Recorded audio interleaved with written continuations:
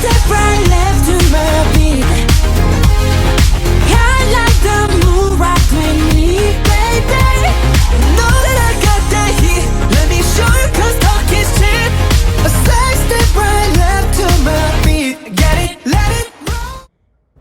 Okay, so hello everyone. So for today, we'll be discussing about the book of accounts and the double entry system. So previously, we've discussed regarding the topic about accounts. Okay, diba? So we define what is account, and let's just recall accounts is basically the storage of information that contains the increase or decrease in these five major accounts, which are the assets, liabilities, capital, income, or expense.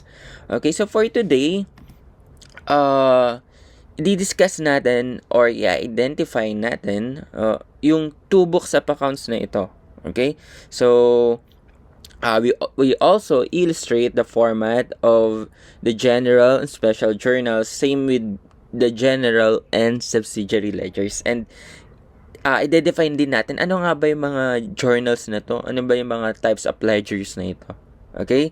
So,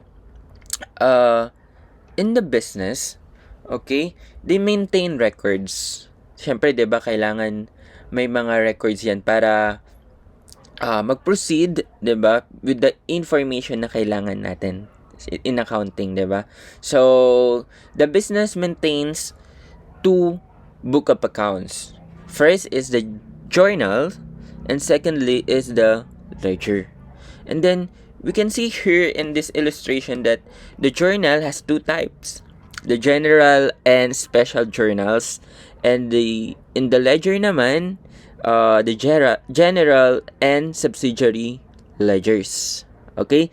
So ngayon, i-define natin or babalikan natin what is journal and what is ledger. And ano nga ba yung mga two types na under this? Okay? Under this book of accounts. So first is the journal. So when we say journal in accounting, 'di ba? So 'di ba ang ginagawa natin, we identify the business transactions that are accountable. Then ngayon, after we identify, that's the time we record it on our book, on our accounting record. And initially, okay, these business transactions are recorded in the journal. Okay, so ibig sabihin, sa journal, dyan tayo first nagre-record ng ating mga transactions. So, since initially, or first, dito nagre-record ang business firstly, okay, kaya natin siya tinawag na book of original entries kasi dyan nagsisimula lahat ng records natin. Okay? So, basta tandaan nyo lang, when we say journal, okay, this is the book of original entries. And, okay? So, and again, sa journal, dyan tayo nagre-record ng tinatawag nating journal entry. Okay, di ba? Dyan yung may debit and credit and the list of transactions chronologically. And then, so, that journal entry, the process of that record is called journalizing. Okay? And as you can see here in this presentation, there are two types of journal that the business is using. There is general journal and there is special journal. Sir, ano ba yung special journal? Special. Okay? So, from the word itself, special, okay, so there are certain transactions that the business is recording.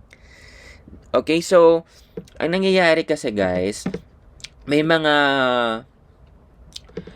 certain transactions ang business that are repetitive and recurring. So since these are repetitive and recurring, kapag ni-record natin sa general journal lang, it is inefficient. Bakit, sir, inefficient? Since kasi nga paulit-ulit lang yung transactions na yon, baka pwedeng ilagay na natin siya to its specific book.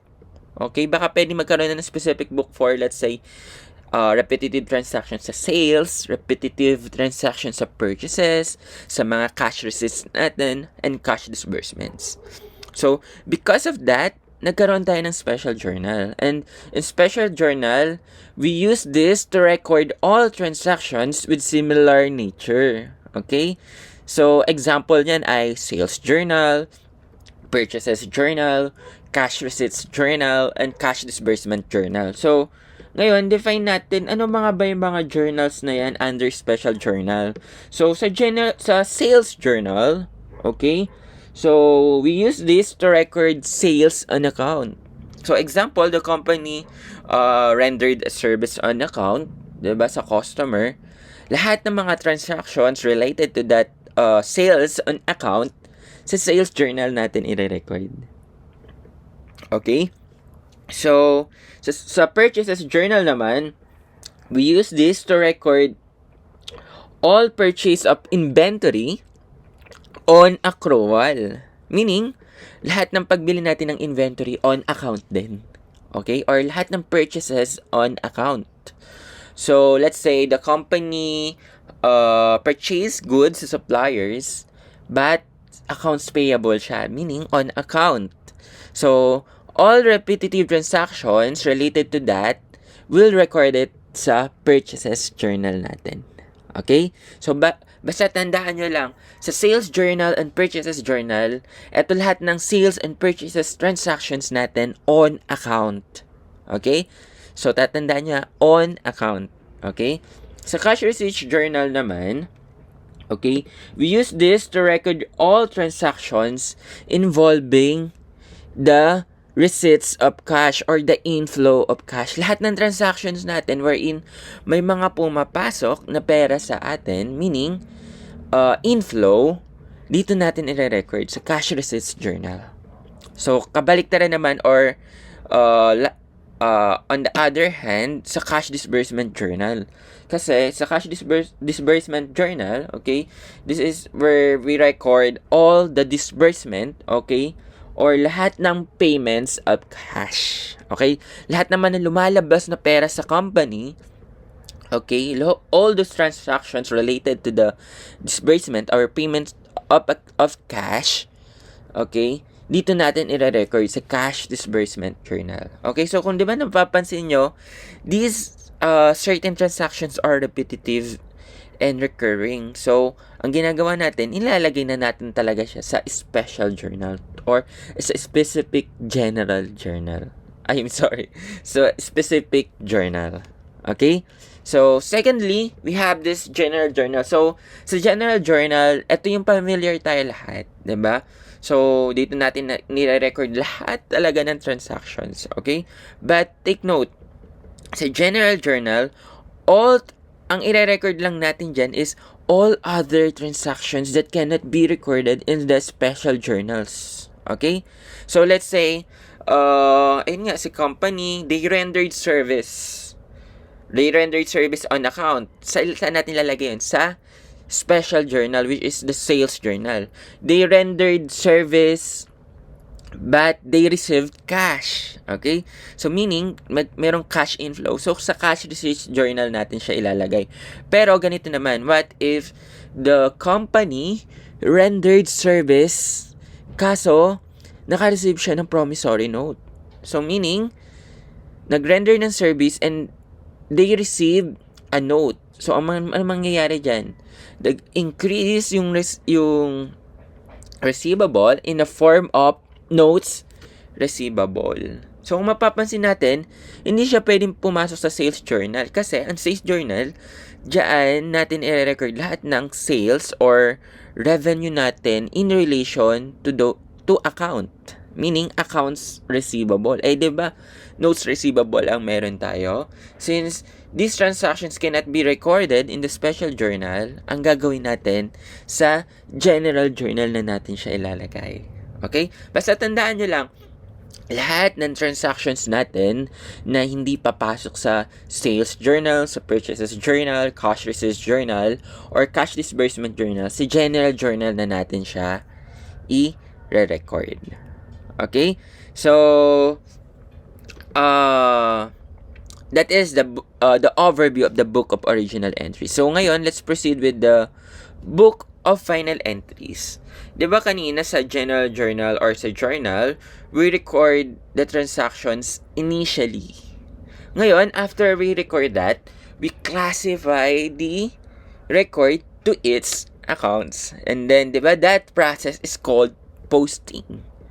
So basically, when we say ledger, we use this to classify the effects of the business transactions on the accounts. Okay, yung accounts na to, syempre, di ba, these are the assets, liabilities, capital, income, or expense.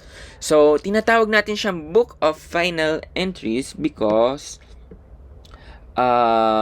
dito na, after natin ma-record yan, dito na magiging magkakaroon ng final entry. Okay? Or final record. Kaso lang, ang pinagkaiba nito sa journal natin, sa journal, chronologically yung entry. Dito, ang entry natin is by classification of accounts. Okay? Diyan nga nagkakaroon yung, let's say, cash accounts, diba? Receivable accounts, liability accounts, and every accounts na yon may mga certain transactions pa. Like, we debit in the debit sides ng cash and we credit sa credit side ng cash. Okay? So, the ledger in the business has two types as well. Okay? We have this general ledger and the subsidiary ledger. So, when we say general ledger, it contains all the accounts appearing in the trial balance. So, lahat ng accounts na meron yung trial balance, mag-a-appear talaga sa general ledger. Let's say, accounts for the assets, accounts for the all accounts under liabilities, all accounts under capital, income, or expense. So, sir, ano naman yan subsidiary ledger? So, parang ganito yan. Ang general ledger, it is general. All transactions that we have to classify into its account, sa general ledger natin ipapasok. Pero, ngayon, meron tayong tinatawag na specific ledger. Okay, let's say, we have the general ledger or the accounts for accounts receivable. Ngayon, sa accounts receivable na to, syempre, di ba, meron tayong mga specific customers. Minsan, ang company, gumagawa yan ng record kung ano yung mga receivables niya sa this particular customer. Let's say, customer A, customer B, customer C. So, para mas mapadali, okay, yung reference natin, ang ginagawa ng company, they maintain a subsidiary ledger. Okay, so when we say subsidiary ledger, it provides us a breakdown of the balances of the controlling accounts. Kumbaga, si subsidiary ledger, it contains the breakdown ng accounts under general ledger. Okay? So, ngayon, summarize natin, 'di ba, yung overview of these two book of accounts that we maintain. Okay? So, sa journal, we have this general journal and special journals. So, journal, we also call this as book of original entries. And sa ledger naman, okay, there are two types of books that we maintain. These are general ledger and subsidiary ledger. Okay, so the ledger, we call this the book of secondary entries or simply the book of final entries. Okay, so sa journal, meron tayong process of journalizing. Tandaan nyo lang, sa journalizing, this is the initial recording. And sa ledger naman, we have this process of posting, okay, wherein we classify accounts. Or this is the process of classifying, okay?